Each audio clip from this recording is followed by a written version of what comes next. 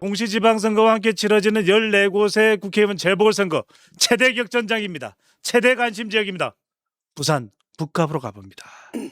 자, 여론조사가 지난주에 교수님께서 리서치 앤 리서치 조사를 보면서 자, 민심 단일화가 작동된 것으로 보인다, 시작된 것으로 보인다는 말씀 주셨는데 그 흐름이 좀 더 완연해지는 모습입니다.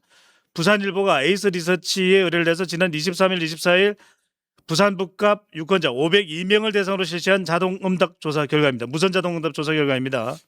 자세한 사항은 중앙선거여론조사 심의위원회 홈페이지에서 확인 가능합니다. 한동훈 38.2%, 하정우 34%, 박민식 23.3%, 완연한 흐름이 바뀌었다. 이렇게 봐도 될까요? 예, 그렇죠. 그러니까 최초로 이제 골든 크로스가 나온 게 5월 20일 채널 A의 그 리서치 앤 리서치 조사 아니겠습니까? 네. 우리가 지난번에 다뤘던 거기서 한동훈이 34.6, 하정우가 32.9, 그래서 한동훈이 약 1.7% 정도 앞서는 거로 나왔거든요. 그게 이제 신호탄이 된 것 같아요.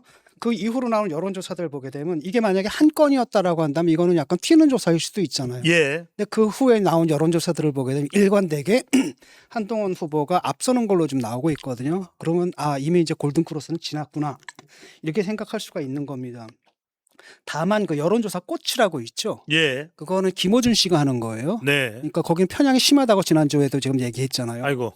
근데 거기서도 어떻게 나왔냐면은 지난주에는 한 10% 정도 차이가 났었고 예. 그랬는데 이번에는 어떻게 되냐면 하정우 36.9, 한동훈 36.3, 아. 0.6% 뒤지는 거로 나왔단 말이죠. 여론조사 꽂힌 점을 생각하면은 사실상 좀 다른 결과일 수도 있겠다 이렇게 가정해 볼 수도 있겠네요. 그렇죠. 거기는 항상 그 앞에 질문이 민주당한테 유리한 질문들로 시작을 하거든요. 그래서 나중에 물어보는 거라서 편향성이 좀 심한데 그럼에도 불구하고 붙었다. 지난주에 비해서 10%가 한동훈이 올라간 걸로 나오고 있다라는 겁니다. 그다음에 또 그 조사에서조차도 양자 대결에서는 한동훈이 42.7이고 하정우가 38.6으로 아. 4% 앞서는 걸로 나와요. 예. 그러니까 이게 이제 유일하게 그나마 0.6% 차이로 하정우가 앞선 걸로 나온 그 조사가 여론조사 꽃이고요. 그 다음에 이제 한국갤럽은 이제 가장 믿을 만한 거잖아요. 근데 여기는 전화 면접 조사입니다. 그리고 예. 굉장히 이렇게 보수적으로 잡는 데예요. 여기는 한동훈이 36, 하정우가 35, 박민식 19. 그래서 한동훈이 하정우를 1% 앞서는 거예요. 근데 실제로는 실제로 이제 투표장에 가면 이거보다는 좀 차이가 좀 더 나겠죠. 그럼에도 불구하고 좀 보수적으로 보게 되면 일단은 1% 앞선 거라고 볼 수 있고 예. 비전 코리아라는 데서 요건 약간 좀 튀더라고요. 또 반대 방향으로 튀었는데 비전 코리아라는 데서 5월 24일 날 ARS 조사 결과를 갖다 발표했는데 거기서는 한동훈이 40%대를 넘었어요. 와. 41.5%, 그다음에 하정우가 34.5%로 거의 지금 7% 차이가 나는 걸로 나왔고 예. 반면에 박민식은 18.9%로 나왔습니다. 그리고 이제 이번에 에이스 리서치 가장 최근의 것이죠. 예. 부산일보에서 한 건데 이것도 이제 ARS입니다. 그러니까 ARS가 조금은 한동훈 후보한테 조금 더 유리하게 나와요. 근데 거기에 따르게 되면은 한동훈이 38.2, 하정우가 34%. 그러니까 약 4.2%의 리드를 한동훈이 하고 있는 걸로 나오죠. 물론 이제 옵차 범위 내입니다. 예. 대신 이제 박민식이 꽤 많이 나왔습니다. 23%. 아. 보통 다른 조사에서는 10%대로 뚝뚝 떨어지는데 여기서는 좀 박민식이 좀 많이 나온 것 같고 예. 여기서도 이제 양자 대결을 했을 때 한동훈은 41.7에 하정우 34.5%, 즉 한동훈이 양자 대결할 경우 7.2% 리드하는 걸로 나왔고 반면에 하정우랑 박민식을 붙이면 박민식이 5% 쥐는 걸로 나왔습니다. 이게 이제 의미하는 바는 뭐냐면은 이런 여론조사들이 이제 의미하는 바를 한번 봅시다. 보게 되면은 요 조사들의 그 열흘 전 조사들 있잖아요. 예. 이거랑 딱 대비를 하게 되면 아주 역력하게 드러나는 게 하정우는 계속 하락 중입니다. 하락이거나 정치하는 거예요.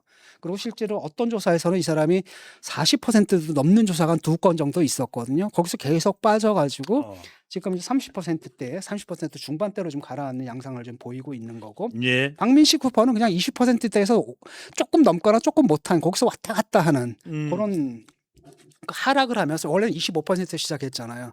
그 쭉쭉쭉쭉 빠져가지고 지금 20%대까지 빠진 걸로 좀 보입니다. 예. 그다음에 이제 그러니까 결국은 3자 대결에서도 한동훈이 승리할 가능성이 상당히 높아지고 3자 대결에서도 지금 여러 건의 복수의 여론조사들이 한동훈이 앞서는 걸로 이제 나오고 있다라는 거죠. 예. 그래서 제가 볼 때는 보수적으로 볼 때 한동훈이 지금 한 2~3% 정도 앞서는 상황이 아닌가.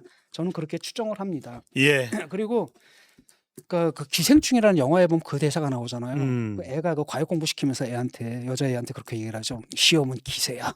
아, 근데 똑같은 얘기거든요. 선거는 기세야. 정치는 기세입니다. 정치는 기세입니다. 선거는 기세다라는 거죠. 네.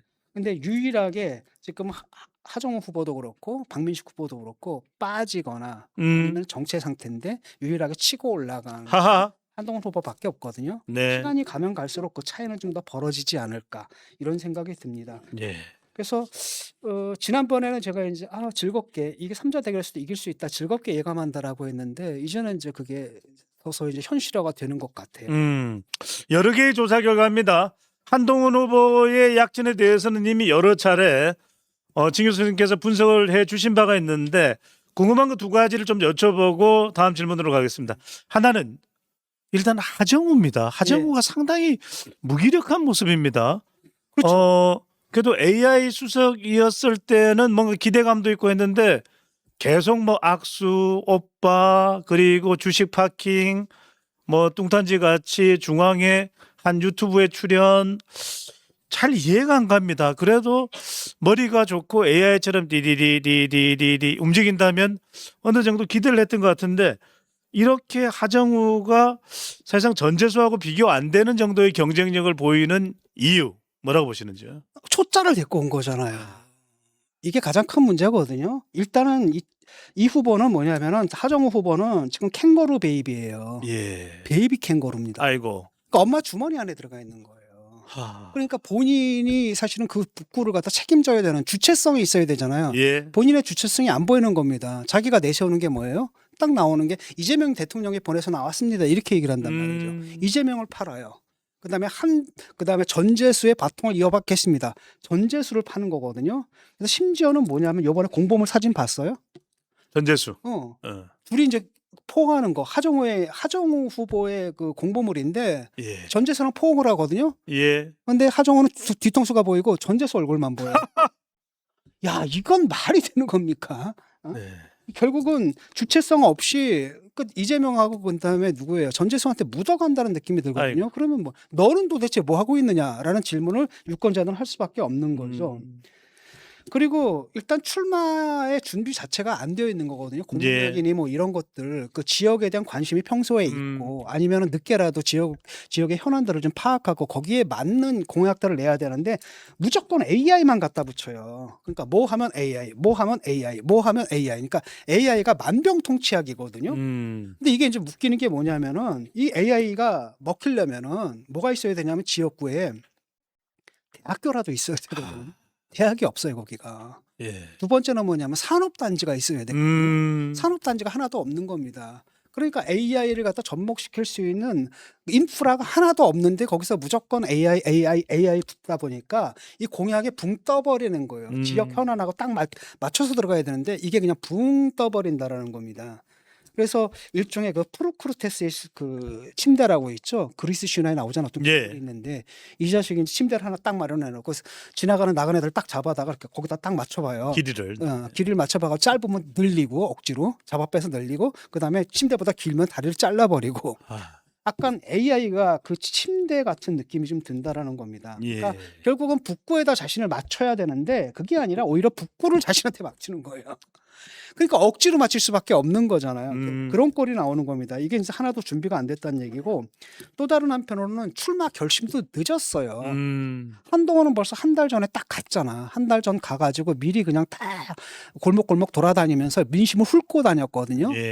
근데 나오니 많이 이러다가 뒤늦게 온 거예요. 그래서 딱 왔을 때는 이미 메뚜기 떼가 한번 지나간 거예요. 남는 게 없다라는 겁니다. 이미 추수가 끝나버렸거든요. 거기다가 이제 그 개인적 퍼스널리티도 좀 문제가 있는 게 한동훈 같은 경우는 굉장히 격이 없이 다가가잖아요. 근데 내가 놀랬던 거 스몰 토크를 이어가는 기술이거든요. 예를 들어서 뭐 모자 새로 샀어요. 그러면은 나는 이제 막히거든요. 거기서 근데 뭐 뭐야? 그다음에 자전거 뭐 이런 것들 있잖아요.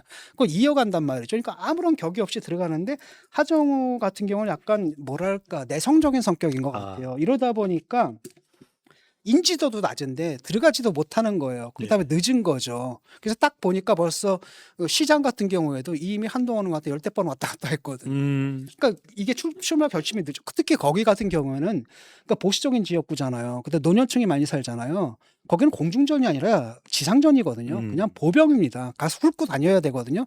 근데 그걸 갖다 늦게 한 겁니다. 그리고 일단 그러다 보니까 일단 자기 생각도 없어요. 예. 자기 생각이 없다는 게 느낌이 나는 게 주적에 대해서 물었잖아요. 그럼 주적 대답해야 되거든요. 북한. 그러니까 오케이 자기들이 평소에 뭐라고 생각했는지 모르겠습니다. 예. 북한이 주적이다. 나는 일단은 그런 질문하는 것 자체가 좀 짜증 나거든요. 그거 다 알고 있는데 뭐하러 강조해? 그런 측면은 있지만 거기가 보수적인 지역이란 말이죠. 그렇죠. 그럼 보수적인 지역에서 분명히 나올 수도 있는 질문이에요. 아. 라고 한다면 당이 뭐라고 하든 말든 간에 그냥 자기는 가가지고 당연히 주적은 북한이죠 이렇게 대답을 하는데 대답을 못 하는 거예요 거기서.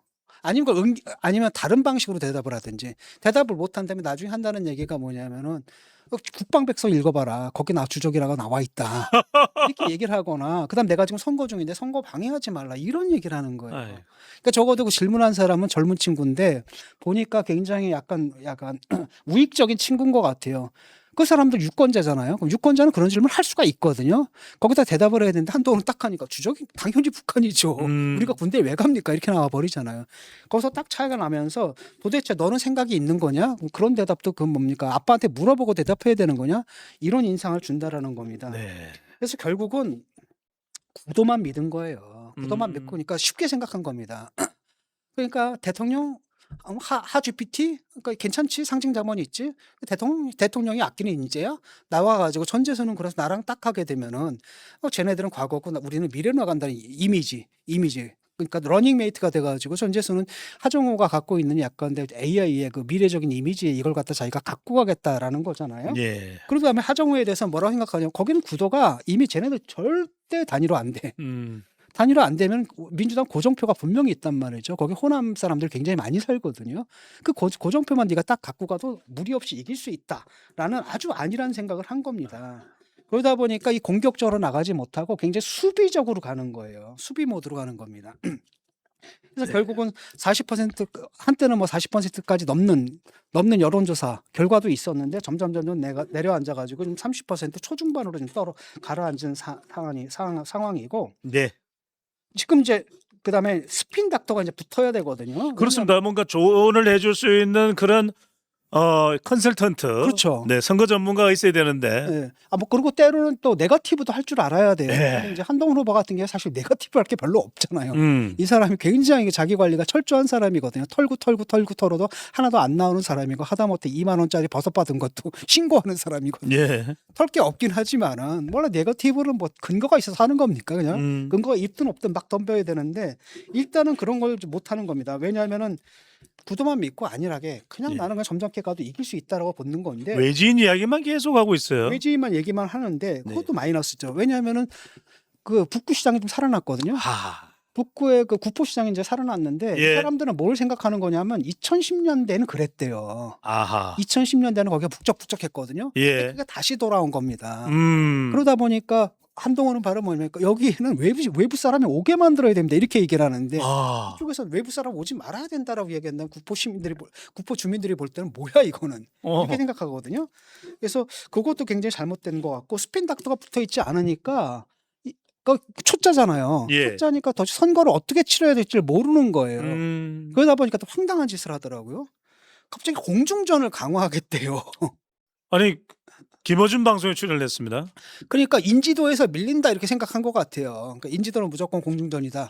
그래서 김어준 방송을 지금 연 이틀 나가고 그다음에 또 나갈 것 같아요. 계속 김어준은 뉴스공장 나가서 인지도를 높이겠다라고 하는데 구포에 있는 그 사람들이 그걸 보겠어요? 김어준 안 봅니다. 안 보는 겁니다. 시사 끝장 봅니다. 그러니까 심지어는 거기 나가가지고 뭘 했냐면은 노래까지 불렀습니다. 김어준이 노래 불러봐 하니까 선거성을 막 부르고 했거든요. 그게 뭐가 생각나는 겁니까? 옛날에 김어준이 차려 경례 하니까 사람들 국회의원들이 앉아가지고 절했던 거 있잖아요. 후보자들이 절을 합니다. 네. 그러지 않아도 하정우가 그러지 않아도 자기가 없다라는 느낌이었잖아요. 주체성이 없다라는 느낌인데 이것도 뭡니까? 김어준한테 묻어가겠다라는 거잖아요. 그러니까 너는 뭐냐? 이재명한테 묻어가고 전재수한테 묻어가고 김호준한테 묻어가려고만 하고 너는 뭐냐라는 질문이 있잖아요. 여기에 답을 못하는 겁니다. 네. 그러다 보니까 사실 이게 40%를 돌파해야지 승산이 있는 거거든요. 근데 그걸 돌파를 못하게 되는 거고 예. 점점 지지율이 빠지는 거고 그다음에 완전히 기선을 제압당했습니다. 하하. 그런 느낌이 딱 들어요. 예. 그런데 박민식은요. 예. 박스권에 갇혔습니다. 일부 조사는 이제 20%가 무너져서 10%로 내려온 조사도 있습니다. 삭발까지 한 박민식. 하지만 단일화할 생각은 전혀 없어 보이는데 이렇게 하더라도 1위 할 가능성, 당선될 가능성은 별로 없어 보이는데 교수님 보기에는 무슨 생각을 하는 걸까요? 처음에 나왔을 때는 이 사람들의 그 사고방식이 굉장히 재밌거든요. 그러니까 자기 세계 안에 갇혀 있는 거잖아요. 장해찬도 그랬고. 어차피 딱 나가게 되면은 우리가 일단 2위다. 하정우가 1위고 그다음에 우리가 2위고 실제로 또 어떤 여론조사는 그렇게 찍혔잖아요. 예. 그러니까 박민식이 25 아주 초반부에는 그랬습니다. 25 찍고 한동훈 21 찍었거든요. 예. 근데 역시 국민의힘이라는 정당의 후보로 나가는 건 나다라고 하면은 결국 이쪽은 무소속이기 때문에 가면 갈수록 빠질 것이고 표에 의한 단일화가 일어날 것이고 그렇게 되면 우리가 무리 없이 이긴다 이런 생각을 했던 거예요. 그 장해찬이 그 얘기를 한 거 아닙니까? 사실은 봐라 좀 있으면 무소속 후보 쫙쫙쫙쫙쫙 표가 빠진다. 자기가 무소속을 해봐서 안다. 뭐 그렇습니다. 그렇죠. 그런 생각을 했던 겁니다. 근데 그게 그렇지가 않다는 거죠. 그러니까 그 사람들의 문제가 바로 그런 거거든요. 현실을 몰라요. 자기들 머리 바깥에 현실이 어떻게 돌아가는지를 모르는 거라는 거죠. 그래서 처음에는 나름대로 이제 중도로 그래 자기가 그러면은 이제 보수 진영의 대표 주자가 될 것은 뻔하다라고 하니까 처음에는 뭐예요? 중도로 나가겠다고 싶어가지고 자기 이제 흑역사 또 파묘 당할까봐 미리 SNS 다 정리했잖아. 그런데 딱 봤는데 한동훈이 딱 나와가지고 그걸 갖다 막아버리고 있는 겁니다. 중도는 누가 갖고 있냐면 한동훈이 갖고 있어요. 예. 또 재밌는 건 뭐냐면은 하정우도 중도를 못 잡은 거예요. 그러니까 중도를 딱 보게 되면 압도적으로 한동훈이 갖고 가거든요. 그건 바로 이제 뭘 의미하는 거냐면 한동훈한테 중도 확장성이 있다는 걸 보여주는 거죠. 그러니까 하정우가 지금 저기서 바닥을 헤매는 건 지금 30대 초중반에서 지금 딱 갇혀 있는 건 뭐냐면은 중도로 못 나가고 있다는 거예요. 근데 그건 바로 뭐냐? 이쪽으로는 누가 맡고 있는 겁니까? 이쪽으로는 저쪽으로 한동훈이 딱 맡고 있는 겁니다. 예. 그러다 보니까 얘가 할 수 있는 일은 뭐예요? 일단은 그러면은 표 대결에서 일단 한동훈과의 대결이 가장 큰 문제인 겁니다. 일단 한동훈을 이겨야 되는 거예요. 그러려면 얘들이 이제 뭘 해야 되는 겁니까? 보수층을 잡을 수밖에 없는 거죠. 그리고 또 실제로 또 그렇습니다. 이게 굉장히 강하고 요번에 그 주진우 의원이 이상해졌잖아요. 갑자기 당권파가 됐잖아. 그러니까요. 그 왜 그러냐면은 그 경선 과정에서 그 박형준하고 경선 과정에서 그걸 물어본 거야. 너 한동훈 묻었다. 그래서 떨어져 나간 거거든요. 그러니까 이때 이 사람이 깨달은 겁니다. 이 노선으로 가다가는 내가 여기서 영원히 들 수가 없다라고 해가지고 갑자기 노선을 전환을 해가지고 갑자기 당권파 비슷하게 행동을 하는 거거든요. 예. 바로 그런 게 있다라는 겁니다. 그런 게 있기 때문에 그걸 믿어버린 거죠. 그래서 이제 장동혁을 갖다 불러왔네. 이러니까 장동혁을 딱 불러가지고 이제 난리 바가지 친 거죠. 그런데 그게 합리적인 보수층하고 중도층한테 장동혁은 그냥 혐오감을 주거든요. 얼마 전에 봤어요. 장동혁이 충청도 갔는데 시장 걷는데 뒤에서 큰 소리가 들리는 겁니다. 네가 보수망상 다 시킨다. 막 쌍소리가 들려버려요. 이런 사람을 불러다가 뭐 하는 겁니까? 그래서 결국은 장동혁의 개소식 그 방문 이후에 지지율이 오히려 이제 가라앉아 버리는 뚝뚝뚝 가라앉아 버리는 그 효과가 있었던 겁니다. 그리고 그 자리에서 나경원이 뭐라고 했습니까? 외부 세력 어쩌고 저쩌고 운운했거든요. 내가 국포시장 가보니까 다 외지인들밖에 없다. 이게 뭐냐? 물을 흐리고 있다라고 하는데 국포시장 상인들은 외지인들을 갖다 환영하고 있거든요. 반기고 있습니다. 지금 매출이 30%가 올랐대요. 30%가 올랐다는 겁니다. 그리고 이 사람들은 뭘 기대하는 거냐? 한동훈 여기가 되면은 거기 근거지가 되는 거 아닙니까? 그런 사람들이 계속 가가지고 이게 일시적 현상이 아니라 영구적 현상이 될 수도 있다라는 이런 기대감이 있는 거거든요. 근데 거기다가 외지인들 나가라 뭐 이런 식으로 얘기하는 겁니다. 그러니까 두 개를 보는 거거든요. 일단 매출이 올랐고요. 두 번째는 뭐냐면 옛날에 그 북적북적 거리던 그 노스탈지가 있거든요. 그 향수가 그게 재현된 거거든요. 그런데 거기서 외지인 물러나라라고 외치고 있는 겁니다. 음. 그러니까 사실 그게 바로 한동훈에 대한 기대감, 그 현지인들의 기대감을 막 자극하는데 오히려 그 부분을 자기들이 뺏어갈 생각을 해야 되는데 네. 그걸 배척을 해버리는 거예요. 아. 이러니 밉보일 수밖에 없는 거고 그래서 심지어는 어떤 일이 있었냐면 이제 박민식하고 나경원이었을 거야 아마. 나경원이 이렇게 돌아다닙니다. 동네를 돌아다니고 예. 여기 이제 어떤 술집이 있었는데 부산 북갑입니다. 창문이 있는 거예요. 아. 창문을 통해 가지고 안에서 술 마시는 그 유권자들한테 막 손을 흔들었거든요. 예. 그때 술 마시던 사람이 어떻게 했는지 알아요? 어떻게 해요? 아. 이게 이제 딱 찍혀버린 겁니다. 네. 그래서 그다음에 이제 그 뭐가 아닌 거죠. 네네. 결정적인 건 내가 볼 땐 이건 것 같아요. 삭발식. 아. 삭발식을 했는데 그래도 박민식 후보 측에서는 노모가 깎아주는 그 삭발 상당히 결연해 보이기도 했습니다만. 근데 문제는 뭐냐 그런 걸 할 때는 네. 대여 투쟁을 해야 되는 거잖아요. 근데 보수 후보가 누구냐를 놓고 보수의 대표 주자가 누구인가 이거를 놓고 지금 한동훈과 자기가 경쟁하는 거잖아요. 예. 그럼 여당과의 싸움을 내가 더 잘한다는 걸 보여줘야 하하. 되는데 머리를 깎으면서 뭐라 그랬습니까? 한동훈은 배신자다. 나만이 보수 후보다. 단일화는 절대 할 수 없다. 실제로는 단일화를 하지 않겠다라는 결의를 다지는 게 그거였거든요. 예. 그런데 보수층에서 지금 단일화에 대한 지지율이 얼마가 나옵니까? 70%가 나오거든요. 아. 그런데 거기서 그걸 거꾸로 가는 거고 거기다가 또 다른 한편으로는 아니 어머니를 동원해서 머리를 깎는 건 뭐냐면 우리나라에서 옛날에 신체 발부 수지 부모 예. 불감 회상이라 그랬잖아요. 알죠? 신체 발부는 부모로부터 받은 것이기 때문에. 감히 훼손하지 말라. 네. 그래서 옛날에 저기 이제 고등학교 때 이제 우리가 머리 긁어라 그러면 이제 여기 고속도로 냈잖아요. 예. 그럴 때 제가 이제 막 개길티 했던 말이거든요.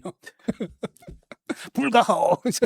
신체 발부 불감 회상 막 이랬었던데. 예. 아니 자기 어머니에다 이걸 갖다 깎게만 바리깡을. 이건 뭐냐?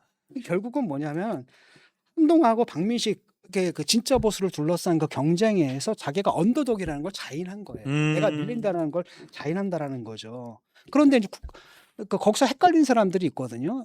되게 그렇게 지금은 좀 차이가 나지만 되게 이제 여론조사 이런 거 잘 모르는 사람들 헷갈릴 수가 있잖아요. 라고 했을 때 이 사람들은 그거거든요. 한쪽으로 몰아줘야 되는데 투표일이 다가오면 다가올수록 그 사표 심리가 작용할 거 아닙니까? 내가 일단 던지는 표가 사표가 되지 않고 내가 던지는 표가 누군가 당선에 정말 기여했으면 좋겠다는 심리가 있거든요.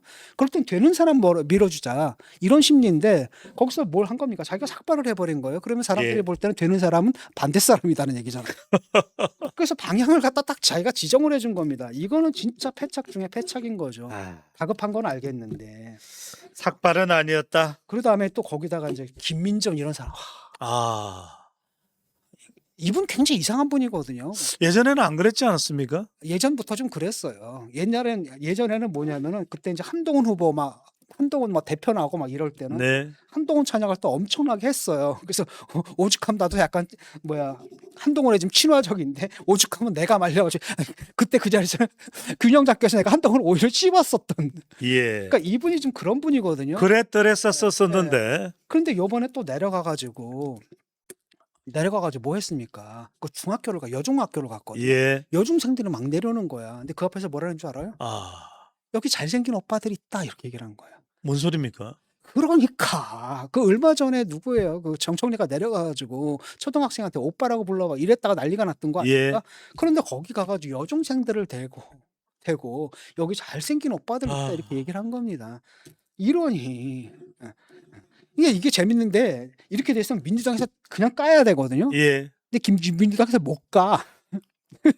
정청래 대표가 생각나서. 그러니까 아니 그것도 있지만 더 중요한 건 뭡니까? 못 갑니다. 왜 이걸 까면 어떻게 돼요? 더 벌어지거든. 네.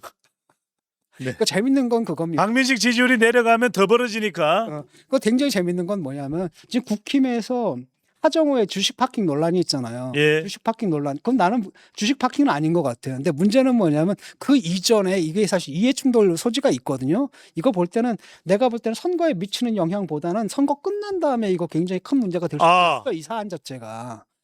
그렇잖아요. 100억이 된 거거든. 예. 자기 경쟁사에 그 자문을 해주면서 100억 원어치 뭔가를 해줬다는 얘기인데 아. 이건 너무 이상하잖아. 그래서 나중에 이거 형사적인 문제가 될 수도 있을 사안이거든요. 근데 여기에 대해서 국힘의 논평이 나옵니까? 한 편도 안 나왔어요. 하나도 안 나와. 왜 이걸 까면 누구한테 도움 된다? 하정우로 까면 한동훈. 한동훈에 득이 된다. 그러니까 굉장히 재밌는 사태가 좀 벌어지는 거죠. 신동우 의원이 그래서 뭐 하정우 화이팅 이야기가 있었나요? 예. 그래서 결국은 뭐냐면은 지금 한동훈이 1위가 됐거든요. 그러니까 지금 단일화는 누가 해야 되는 겁니까? 하정우랑 아. 박민식이 지금 단일화를 해야 될 거 아니에요. 그러다 보니까 실제로 그 식당에서 단일화가 이루어지더라고요. 아. 거기서 누가 신동욱이 뭐라 합니까? 하정우 화이팅! 이렇게 얘기를 하잖아요. 뭐냐면 그 밑에는 이제 뭐가 깔린 겁니까? 이게 단순한 덕담이 아니거든요. 아 열심히 하세요 이거잖아요 보통은. 수고들 하십니다. 열심히 하세요 이 정도인데 그게 아니라 예. 한동훈 화이팅! 이거는 뭐냐 속내가 드러난 겁니다. 한동훈이 돌아오면 난감해질 사람들의 이야기인 거죠. 일단 한동훈을 떨어뜨려야 되는데 박민식 가지고는 안 돼. 그렇다면 이 사람들한테 남은 희망은 누구밖에 없어요. 하정우밖에 없는 거죠. 예. 그 심리가 그냥 나타나는 거고 그러다 보니까 지금은 또 여론조사 탓을 하더라고요. 그래서 이게 뭐래더라? 무슨 여론조사에 뭐 표본이 오염됐다? 오염된 여론조사 막 이렇게 얘기를 하는데 과표집됐다는 이야기를 하더라고요. 그렇지. 뭐 한 건이 그랬다면 뭐 그 말이 맞을 수도 있는데 이게 한 건이 아니잖아요. 우리가 아까 봤을 때도 너댓 건이 되거든요, 벌써. 한동훈 1위가 나오는 게 너댓 건이 되는 거고. 예. 그다음에 그 누구예요? 그 박민식이 10%대 찍은 것도 몇 건이 됩니다. 예. 이렇게 얘기를 한다면 여론조사 탓을 하면 안 되는데 예. 현실 감각이 없는 겁니다. 믿을 수가 없는 거예요. 하하. 믿을 수가 없다 보니까 그다음에 또 뭘 만들었냐면 야, 진짜 저질 중에 저질 쇼츠를 만들었더라고요.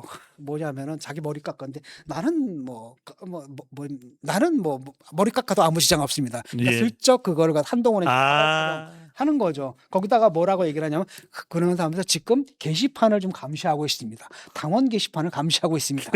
이러면서 손에 뭘 들고 있냐면 스타벅스를 들고 있는 거야. 아. 야, 이 감각 봐라. 이걸 딱 보면은 야, 이게 진짜 저질 중에 저질이잖아요. 네. 그래서 저질 중에 저질이고 결국은 그 단일화 문제에 대해서 그렇습니다. 지금 문제는 뭐냐면 한동훈이 너보고 단일화하자고 압박한 적 있어요? 없거든요. 한동훈의 입장은 간단합니다. 가능성을 열어두겠다. 무슨 얘기예요? 네가 사퇴하려면 사퇴하라. 그거 얘기거든요. 네.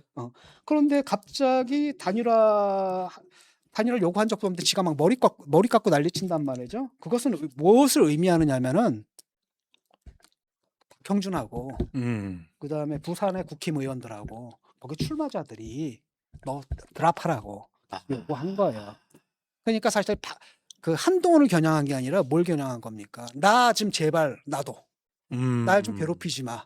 라고 해서 사실 자기 당 사람들을 겨냥한 제스처라고 박민식의 삭발은 그렇죠. 내부 메시지다. 내부 메시지라고 볼 수가 있습니다. 네. 우리가 이 이른바 지금 같은 부산 북갑의 지형을 지난 총선에서 이준석 대표가 나왔던 화성 동탄 모델을 이야기를 합니다. 그 당시에 민주당 후보도 있었고 또 국민의힘 후보도 있었는데 결국은 개혁신당의 이준석 후보가 당선됩니다.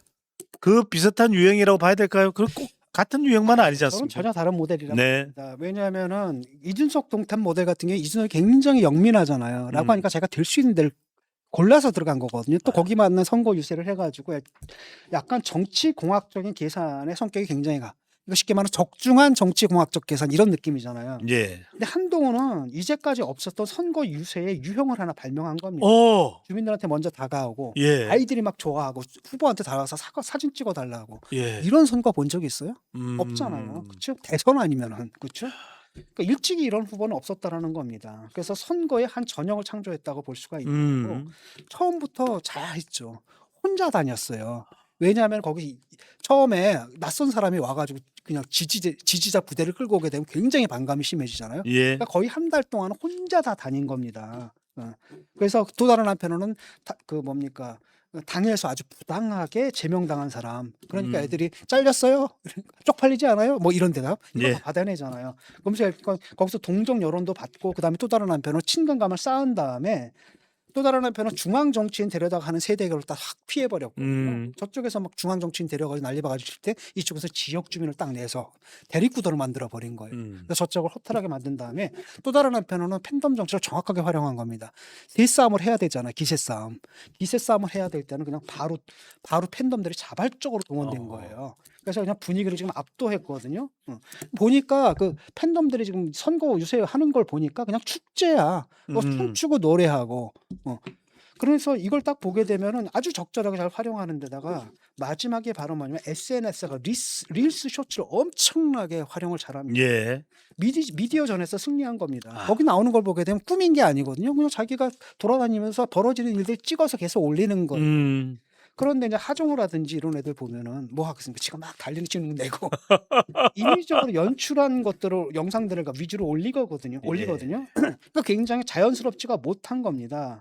그다음에 이제 선거송 같은 것도 보게 되면 으쌰라 으쌰 이게 벌써 밈이 됐더라고요. 으쌰라 으쌰 이게 트로트인데 짝 맞아 떨어지게 잘 했고 그래서 미디어전에서 승리해가지고 여러 가지 요소들 있잖아요. 요소들을 갖다 환상적인 결합을 한 거예요. 그래가지고 이제까지는 없었던 뭐랄까 선거의 전형을 만들어냈던 거고 이걸 통해 가지고 이제까지는 한동안 뭐 너 정치 얼마 했어? 정치 초짜 아니야? 라는 의혹이라고 할까나 그런 비판을 갖다 완벽하게 불식을 해버린 겁니다. 그러니까 선거전을 갖다 이렇게 잘 치른 사람이 여태까지 없었던 거죠. 그런 의미에서 이준석의 그 동탄 모델하고는 좀 다르다. 다르다? 뭐 결과는 같을 수 있어도 예. 다르다라는 좀 아직 뭐 섣불리 이야기할 수는 없습니다. 그런데 만약에 교수님 당선이 된다면 만약입니다. 예. 그 다음 이후의 수순은 우리가 뭐 또 방송에서 다음번에 다루겠지만 짧게만 여쭤보면 수순은 복당 그리고 당권 도전 그리고 대권일까요, 교수님? 그거 당연히 이제 그 순서도 예. 그 순서대로 가겠죠. 그런데 그게 뭐 당장 일어날 것 같지는 않아요. 왜냐하면은 일단 지방선거 결과에 따라 다를 것 같습니다. 일단은 야당이 참패할 줄 알았는데 그래도 몇 군데서 지금 뭘 이루고 있어요? 백중세를 이루고 있는 거거든요. 예. 그거에 따라서 몇 군데서 이겨버리면은 장동혁은 일단 지방선거는 안 본대요. 아예. 안 보고 뭐만 보냐 하면은 그 보궐선거 있잖아요. 국회의원 보궐선거 그것만 본다는 거죠. 그래서 한두 군데 이제 얻으면 자기 승리다라고 선언할 준비가 돼 있는 거예요. 예. 그러니까 참패로 끝나도 절대로 물러나려고 하지 않을 겁니다. 그렇게 되면 이제 선거 후에는 당내에서 친윤과 반윤 사이에 이제 대립이 이제 격화할 겁니다. 그다음에 이제 어떤 사람들이 있냐면은 요번에 그 박민식 개소식에 온 사람들 있잖아요. 그 사람들 다 나름대로는 당대표 생각하고 있거든요. 예. 어차피 장동혁 요번에 지방선거 끝나면 넌 끝이야. 그럼 누구지? 나야. 이런 거. 나경원, 안철수, 뭐 안철수. 신동욱, 그다음에 또 누구죠? 저기도 왔잖아요. 그 누구야? 부산의 그 지역구 주진우. 그런 생각들을 하고 네. 있거든요. 그래서 아주 굉장히 복잡한 일들이 벌어질 겁니다. 근데 장기적으로는 결국은 이제 복당을 하게 될 것 같고 왜냐하면은 이번 선거를 통해 가지고 사람들한테 뭘 보여주냐면 보수가 이렇게 잘 싸울 수 있네. 근데 선거하는 방법에서 여태까지 보수가 후졌잖아요, 정말. 그런데 오히려 지금 여기서 딱 보게 되면 민주당의 선거 방식이 굉장히 후지게 보이거든요. 그다음에 이기네. 불가능했잖아요, 사실은 거의 수학적으로 불가능한 게임인데 이겨내네. 여러 가지. 그다음에 그렇기 때문에 이걸 봤기 때문에. 언젠가 복당은 될 거고 그다음 또 하나는 뭐냐면 이게 사실은 법정으로 가져가면 이기거든요. 법정으로 가져가면 사실은 그 전에도 뭡니까 김정혁도 그랬고 또 누가 배현진도 그랬잖아요. 예. 이것도 당연히 인용이 되겠죠. 제명받은 거 말씀하시는 거죠? 사실상 원래는 정치적으로 복귀하겠다라는 건데 정치적으로 복귀가 안 된다고 하면 사실 법적 수단을 사용해서 복귀할 수도 얼마든지 있습니다. 이걸 쟤들이 막을 수는 없는 거예요. 그래서 장기적으로는 한동훈이 아마 복귀를 할 겁니다. 그러면 거기서 누가 주도권을 갖겠냐라는 거죠. 라고 했을 때는 선거에서 자기 역량을 갖다 보여준 게 누굽니까? 그거죠. 그래서 대선 주자 그러지 않아도 대선 주자급으로 이제 올라서는 거죠. 그러지 않아도 뭐 천지일보에서 했던 그 보게 되면 4주 연속 물론 작은 표차지만 대권 후보 1위죠. 그래서 이걸 통해서 이제 뭘 봤냐면은 요번에 이제 뭘 증명한 거냐면 요번에 그 부산 북갑 선거를 통해 가지고 선거를 이렇게 하는구나라는 걸 보수한테 보여준 거예요. 전형을 보여준 거거든요. 그다음 민주당하고 싸우는 거 이렇게 싸우는 거구나. 그다음에 대통령과 싸우는 방식 이렇게 싸우는 거구나. 그다음에 민심을 얻는 방식 민심을 이렇게 얻는 거구나. 그다음 미디어를 활용하는 방식 SNS를 이렇게 활용하는구나. 이걸 다 본 겁니다. 그다음 메시지를 내는 방식. 아, 예컨대 스타벅스라든지 뭐 뭐뭐에 대해서 계속 메시지를 내잖아요. 아주 적절하게 내고 있거든요. 내는 방식들, 그다음에 팬클럽들을 활용하는 방식들, 이걸 다 보여줬거든요. 이러니까 사실은 그다음에 그 팬클럽들의 그 열정 봤죠. 그 뜨거운 열정들. 그래서 여야를 통틀어 가지고 이 정도의 정치력을 가진 후보가 있느냐라는 거예요. 예. 지금 없기 때문에 뭐 가게 되면은 뭐 당권을 장악하는 것은 그렇게 어려운 일이 아니라고 생각하는 겁니다. 자, 일주일 동안 어떤 전략이 필요할까요? 일단 바닥을 훑는 전략은 계속 중요하고요. 예. 한편으로 바닥을 훑어나가면서 또 다른 한편으로는 그 집중 유세를 통해 가지고 세를 보여주는 거잖아요. 일단은 기선을 갖다가 제압한 것 같아요. 기선을 제압한 거고 그건 계속해야 되는데 내가 또 주목하는 건 뭐냐면은 지금 아직은 박민식이 20% 안팎을 왔다 갔다 하거든요. 이게 더 떨어져야 돼요. 더 떨어져야 되고 쉽게 말하면 그 비토 감정이 허물어지기는 했는데 급속하게 허물어지지는 않고 있거든요. 그래서 지난번에 이제 어젠가 그 얘기를 했지 않습니까? 한동훈 후보가 그 삼강산가 가가지고 기자회견할 때 한마디만 더 하겠다라고 하면서 보수 재건에 동의하는 우리 국민의힘 후보들을 응원해달라 이렇게 얘기를 했거든요. 예. 이건 굉장히 중요한 겁니다. 의미심장하네요. 왜냐하면 이게 사실은 내가 알고 있기로는 박형준하고 이제 그 부산 쪽 출마자들, 그 박형준하고 부산의 의원들. 예. 왜냐하면 이 사람들이 이번에 지방선거에 지면은 의원들 같은 경우는 2028년 총선이 위태롭습니다. 위태로워집니다. 아. 그러니까 박형준하고 의원들하고 그다음 부산 쪽 출마자들이 계속 요청을 했대요. 그래서 심지어는 뭐 박형준하고 한동훈이 한번 지하철 한번 투어하자. 예. 한 번만 돌아달라. 이 얘기를 했거든요. 그래서 거기에 대한 요청에 이제 응한 걸로 알고 있는데 하나 좀 덧붙이자면은 예. 이겁니다. 그 박수영 의원이 그런 얘기를 했단 말이죠. 지금 문제는 뭐냐면은 가라앉혀야 된다. 박민식 가라앉혀야 된다라고 하면서 주저앉혀야 된다라고 하면서 뭐라 그랬냐면 지금 장동혁 지도부에 대한 불만, 장동혁이 싫어가지고 투표 안 하겠다는 사람과 예. 너희들 왜 한동훈을 돕지 않느냐 이렇게 비판하는 사람들, 이 사람들의 수를 합치면은 15%가 된다는 거예요. 25%가 원래는 우리를 지지해야 되는데 안 지지해주고 있다라고 얘기를 했거든요. 그래서 이 부분에 대해서 한동훈한테 도움을 요청한 겁니다. 그래서 그 부분을 한동훈 후보가 한 번만 더 언급해줬으면 좋겠어요. 지금 장동혁 지도부에 대한 불만이 있는 분들, 그리고 저쪽 당에서 나를 안 도와준다 그래서 불만이 있는 분들 15%라고 들었다. 예. 그런 분들이다 하더라도 투표를 하시라. 언젠가는 우리가 하나가 될 것이고 하나가 되어야 하고 그다음에 진짜로 언젠가는 우리가 하나가 될 것이기 때문에 예. 포기하지 마시고 투표하시라 이렇게 한마디 더 던져주면은 일단은 그 비토층에서도 지금 실제는 뭡니까? 단일화를 거부하는 건 누구예요? 자기들이거든. 자기들이거든. 그러니까 비토층에서도 막 강성들은 결코 안 바뀔 겁니다. 하지만 그렇게 강하지 않은 사람들 같은 경우에는 그래도 한동훈은 보수 전체 단합을 얘기하네. 이러면서 이제 마음이 풀어질 수가 있거든요. 그래서 그런 언급 정도를 한 번 더 해주는 더 큰 통합을 외쳐라. 더 큰 통합을 외치는 게 선거 끝난 다음에도 나중에 이제 명분에서도 우위를 차지할 수가 있고 나는 다 해주지 않았느냐 이렇게 얘기를 하고 니들이 거부한 거 아니냐 심지어 단일화 못하겠다 머리까지 깎지 않았느냐 이렇게 얘기할 수가 있는 거예요. 자, 대구로 가보겠습니다. 대구는 어떨까요? 이게 상당히 김부겸 후보가 문이 많이 들어왔다고 생각했는데 CBS KS와의 저서를 보면 심상치가 않습니다. 네. 추경호 50.1, 김부겸 41.1. 오차범위 바뀌거든요. 대구는 힘들어졌다고 봐야죠. 그러니까 대구에서 이기려면은 여론조사에서 한 10% 정도 차이가 나와야 되거든요. 예. 뚜껑 까보면 그냥 비슷해지는 그런 건데 지금 뭐 여론조사에서 지금 10% 뒤진다라고 하면 사실 지금 가망은 좀 없어진 상태인 것 같아요. 좀 안타깝습니다. 솔직히 저는 지금 그 김부겸 후보가 되기를 좀 바랬거든요. 이분이 개인적으로 괜찮은 분이에요. 그리고 실제로 또 지역에서도 그런 평가를 받고 그래서 좀 안타깝습니다. 예. 안타깝죠. 교수님 어떻습니까? 그래도 초반에 상당히 물이 많이 들어왔던 김부겸 후보. 네. 보수의 해초리가 이번에는 필요합니다. 대구의 경북고등학교를 나온 인물론이 부각이 되는 김부겸의 모습이었고 실제로 어떤 조사에서는 10%포인트 이상 앞서가는 모습을 보이기도 했던 김부겸 후보인데 여기에 또 박근혜 전 대통령이 칠성시장을 또 한 바퀴 돌았거든요. 여러모로 교수님 어떻게 보시는지요? 그때 이제 앞섰던 건 뭐냐면은 사실은 그 공천에 대한 불만이었거든요.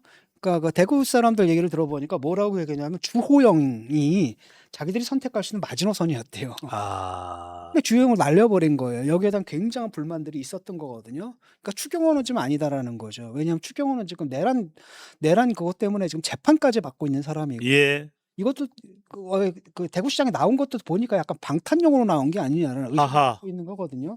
이런 사람들을 내세우면 어떻게 하느냐라는 거기에 대한 그 대구 지역 유권자들의 불만이 있었던 겁니다. 우리는 무슨 뭐 찍어주는 기계냐, 표 찍어주는 기계냐라고 하는 굉장히 강한 불만들이 있었고 공천에 대한 반발이 일단 컸고 그 다음에 이제 장동혁 체제에 대한 불만이 엄청나게 많았던 거죠. 도대체 뭐 하는 거냐 너희들은. 당을 왜 이꼴로 만드느냐라는 게 있었고 그다음에 세 번째로는 김부겸 개인의 경쟁력이 있어요. 예. 이 지역에서 민주당 지지율보다도 한 보통 10% 정도 앞서는 이런 인기를 갖고 있거든요. 이 세 개가 합쳐져 가지고 그 당시에는 좀 상당히 높게 나왔던 건데 일단 첫 번째로는 투표율이 다가오면 다가올수록 줄어들거든요. 보수가 결집을 할 수밖에 없는 겁니다. 원래 기울어진 운동장이라 그러잖아요. 그렇기 때문에 그 여론조사에서 일단 10% 정도 앞서지 않으면은 막상 투표장에 들어가가지고 그 투표함 딱 깠을 때는 이게 뒤집어질 수가 있다라는 예. 얘기가 같고 두 번째는 공소 취소 특검이에요. 그러니까 민주당에서 이걸 딱 하다 보니까 보수층들이 아이씨 이번에 나 투표 안 할래라고 하다가 아 이거 뭐야? 우리가 막 무너지니까 쟤네들이 막 가네? 이건 아니지라고 하면서 대심판론이 아니라 소심판론이 이제 부는 거예요. 소심판론 바람이. 그래서 원래는 포기하려고 했던 보수층한테 투표장에 가게 될 계기를 이제 부여해 준 거거든요. 예. 그래서 그때 이제 김부겸 후보가 이제 뭐라고 얘기를 했습니까? 당신들이 무심코 만드는 그 법안 하나가 동료들. 우리 그 동료들의 명운이 왔다 갔다 한다. 이렇게 얘기를 했던 거죠. 여기에 대한 이제 불만이 많았던 거고요. 그다음에 이제 세 번째가 뭐냐 박근혜가 유세를 또 해줬잖아요. 예. 박근혜는 뭐냐면은 다른 지역에서는 몰라도 몇 군데가 있거든요. 대구하고 또 어딥니까 그 유경수 여사 생가가 있는 그 충북. 충북 네, 옥천입니다. 거기에서는 좀 효과가 있거든요. 사실은 그렇기 때문에 김부겸도 그걸 알았기 때문에 박근혜 전 대통령 찾아가가지고 아련을 좀 하려고 했는데 그게 이제 무산이 된 거죠. 네. 그걸 갖다 누가 그 추경호가 이제 받아 쓰게 된 거거든요. 그래서 이 세 가지 요인이 합쳐져 가지고 지금 이런 상태가 나온 거고 좀 아쉽네요. 이거는 좀 이것만 예. 그 뭐랄까 당파와 정파를 떠나 가지고 김부겸 후보가 되는 게 대구 시민을 위해서 훨씬 더 좋은 선택이 아니었는가 싶은데 이게 이제 정치화가 되다 보니까 선거가 이런 결과가 나와서 저는 개인적으로 좀 아쉽습니다. 예. 그리고 재밌는 건 뭐냐면 지금 예. 고성북인가 이 사람이 예. 박근혜 거기 간 김에 어디까지 가라 부산 북한 내려가라. 아. 부산 국가에 내려가봤자 소용없거든요. 오히려 이제 역풍이 불고 예. 왜냐 박근혜 효과는 어차피 거기서 정말 극성 중에 극성들만 호응하는 건데 그 사람들은 이미 누구한테 뭉쳐 있습니까? 이미 이제 박민식한테 뭉쳐 있어요. 예. 큰 효과는 없을 겁니다. 하지만 내려가면 굉장히 재밌는 모습이 연출될 것 같아요. 재밌을 것 예. 같아요. 예. 북한 간다는 이야기는 안 들립니다. 예. 기장군을 간다고 하는 것 한번 같습니다. 가지. 자, 서울로 갑니다, 교수님. 예. 오세훈 대 정원호.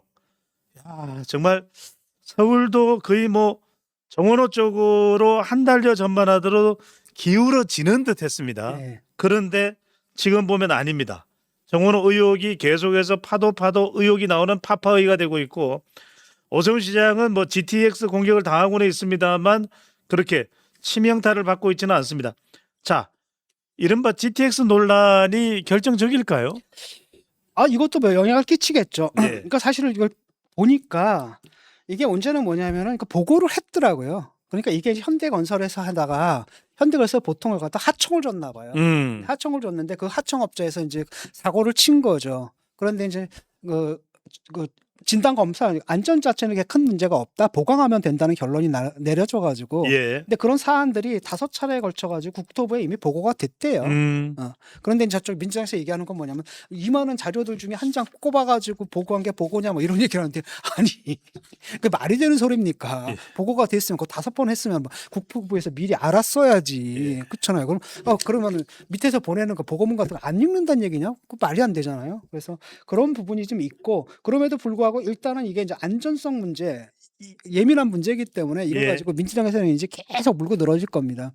여기에 대해서 이제 오세훈 서울시장은 아유 지하철 스크린 그거 내가 설치한 건데 뭔 얘기를 하는 거냐 이렇게 좀 받아치고 있는 것 같고 딴 건 몰라도 지금 그게 문제가 아니라 네거티브는 뭐 늘 있는 거잖아요. 이쪽에서도 예. 하고 저쪽에서도 하고 사실 사실과는 상관없는 거거든요. 그러니까 나중에 딱 끝나고 나면 이제 사실 무근인 걸로 드러나는 것도 굉장히 많잖아요. 어쨌든 사실이든 아니든 간에 일단은 네거티브 하는 쪽에서는 이걸 갖다 계속 사실과 허위의 그 중간 지역에 묶어 놓으려고 할 겁니다. 계속 어쩌면 사실일지도 몰라. 이거 가지고도 효과가 있는 예. 거거든요. 양측에서 이걸 좀 네거티브를 좀 하고 있는 것 같은데 핵심은 뭐냐면 정원호가 개인적 자질의 문제가 있어 보여요. 기본적으로는. 그러니까 시장을 할 만한 능력이 좀 없어 보인다는 게 문제거든요. 예. 그래서 그 정원호도 지금 구도에 얹혀가는 거잖아요. 구도에 얹혀가고 이러다 보니까 쉽게 갈 줄 알았다고 생각한 것 같아요. 근데 아무리 봐도 이건 그냥 구청장 수준 밖에 좀 안 되는 것 같고 그 이상의 그릇이 안 된다라는 게 너무 좀 드러나고 있어요. 예컨대 공약 발표를 할 때 남을 대신시키고 예. 그랬더니 옆에서 이렇게 하잖아요.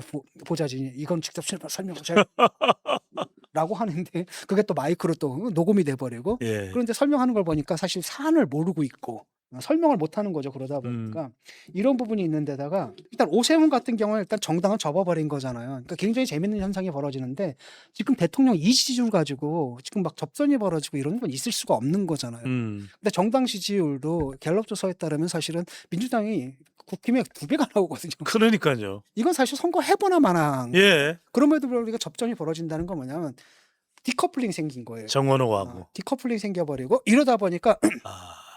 그러니까 한편으로는 그 정당에 대한 불만들이 있는 거예요.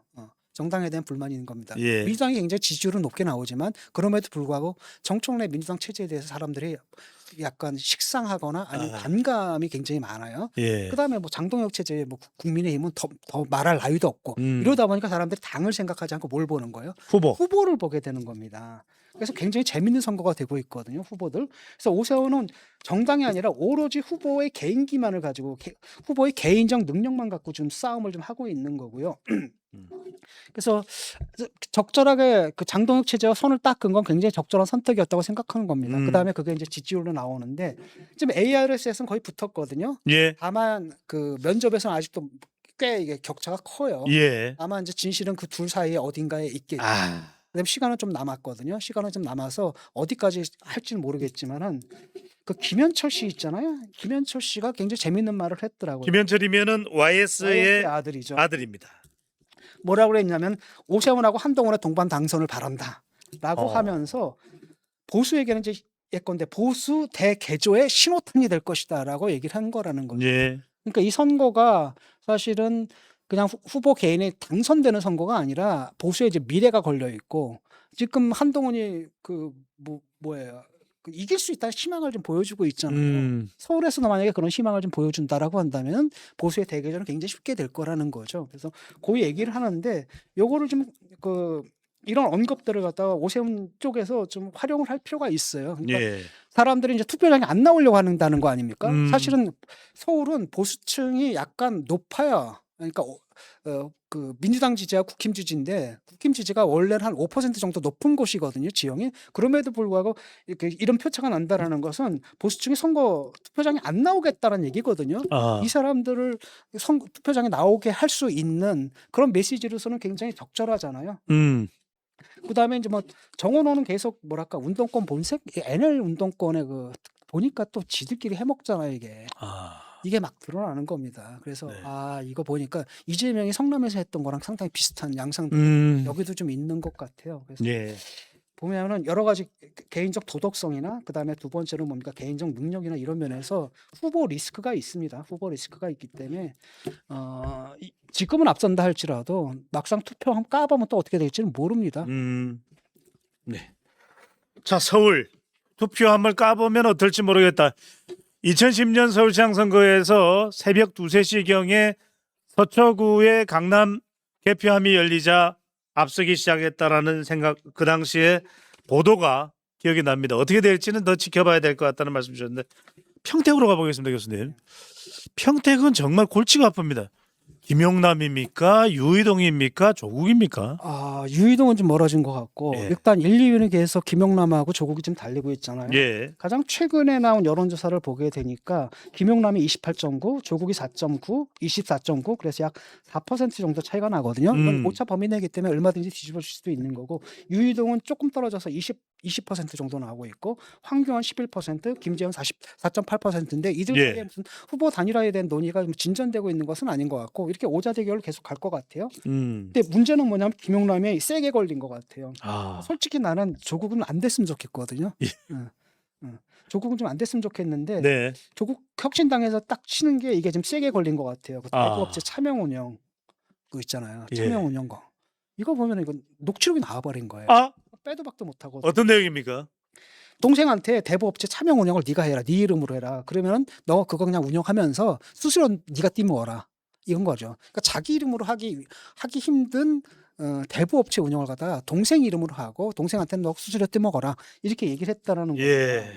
그러니까 그 녹취록이 있는데 대부업체 누구 이름으로 해가지고 그러니까 대부업체를 그러니까 XX 똥똥 이름으로 해가지고 한다는 거 아니야? 이게 동생 이름이에요. 그러니까 쉽게 말하면 대부업체를 동생 이름으로 해가지고 한다는 거 아니야? 그래서 김용남이 뭐라 그러냐면 응 이렇게 대답을 해요. 이게 긍정이잖아요. 그다음에 결국 내 앞으로 사업자 등록을 해서 몇 천만 원씩 넣어줄 테니까 약간씩 수수료를 떼먹어라 이 얘기네. 그랬더니 그 김용남이 그렇지 이렇게 얘기하는 거야. 이건 뭐 어떻게 빼도 박도 못하는 겁니다. 그러니까 한다는 말이 뭐 기억은 잘 안 나지만 그게 사실 동생한테 아버지 뭐 부양비를 갖다 넘겨주기 위한 어쩌고 저쩌고 막 하는데 이거는 뭐 빼도 박도 못하거든요. 그래서 이거는 사실 아까 4% 차이잖아요. 이런 예. 판세를 흔들 수도 있습니다. 판세를 흔들 수가 있어요. 교수님 말씀하신 그 내용은 대부업체 이 차명 동생의 이름으로 운영했다라고 하는 그 의혹과 관련된 녹취록 내용은 반영이 안 된 여론조사 반영이 결과입니다. 지금 안 된 거죠. 네. 그 나오는 근데 이거는 세잖아요. 너무 크잖아요. 그러니까 그다음에 김용남 이분이 재산이 너무 많아. 예. 100몇십억인데 아우 가장 많잖아요. 지금 나온 후보들 중에서 도대체 그 돈을 어디서 벌었을까 이런 생각이 예. 들고 대부업체라는 게 결국 그 고리대금업 아니에요? 그렇잖아요. 서민 등 파먹는 예. 그것도 고약하죠. 그건 또 대통령이 강하게 또 척결 의지까지 피력을 했는데 합법적으로 운영이 되더라도 이러면은 이거는 예. 좀 아마 이제 정청래가 좀 골치 아파질 겁니다. 예. 왜냐하면 지금 생각해 보세요. 박지원 의원 제가 세 군데를 얘기했잖아요. 전북, 평택을, 부산, 북갑입니다. 근데 부산 북갑에서 한동훈이 지금 1위로 치고 나갔네. 네. 그다음에 전북은 김관용인가 이름이 뭐죠? 김관영입니다. 김관용이 돼요. 네. 지금 여론조사가 오차범위 밖으로 앞서고 있거든요. 예. 근데 여기마저 흔들리면 세 군데가 다 넘어가는 거거든. 그러면은 정청래 이거 당대표 재선 가능할까? 엄청나게 큰 타격을 받는 거거든요. 박지원 의원은 어차피 국회의장이 물 건너갔기 때문에 민주당의 위협이 될 것이다라는 의미는 그들이 올 것이다라는 의미는 거네요. 그러니까 아주 복잡해질 겁니다. 조국이 만약에 네. 당선되가 오게 되면은, 근데 조국이 당선이 안 되잖아요. 그럼 그날로 그냥 조국은 끝나는 거고, 그 다음에 조국 혁신당은 이제 민주당이 흡수되는 거예요. 예. 그러니까 자기 지분도 못 얻는 거죠. 그냥 하하. 흡수되는 거고. 두 번째로는 만약 조국이 이제 당선되면은 이제 당에 들어가가지고 예. 결국 합당을 하겠죠. 당대당 합당을 하고 그러면은 거기서 이제 대선 주자가 되는 거고 여론조사를 보게 되면 조국에 대한 지지도가 꽤 나와요. 예. 꽤 나옵니다. 오히려 김민석하고 비슷비슷하게 나올 정도거든요. 라고 한다면 거기서도 재밌는 대결이 벌어질 거고 예. 이런 구도라면 사실은 한동훈한테도 나쁘지 않겠죠. 왜냐하면 한동훈하고 조국하고 딱 붙으면 사실 그것 때문에 조국이 사실 피해간 거잖아요. 부산을 피해간 거거든요. 라고 한다면 나쁘지 않을 것 같고 뭐 재미는 있을 것 같은데 사실은 근데 조국은 거기 나와서는 안 되죠. 그렇잖아요. 자기가 선거권을 잃었는데 사면 받아서 바로 그 대의 국회의원 선거에 다시 나온다는 게 말이 안 되고 예. 그 다음에 사실은 징역형을 선고받았잖아요. 범죄자잖아요. 이런 반성도 하나도 없이 또다시 공직에 나온다는 게 말도 안 되고 그래서 떨어졌으면 좋겠는데 예. 현실은 좀 이상하게 좀 돌아가는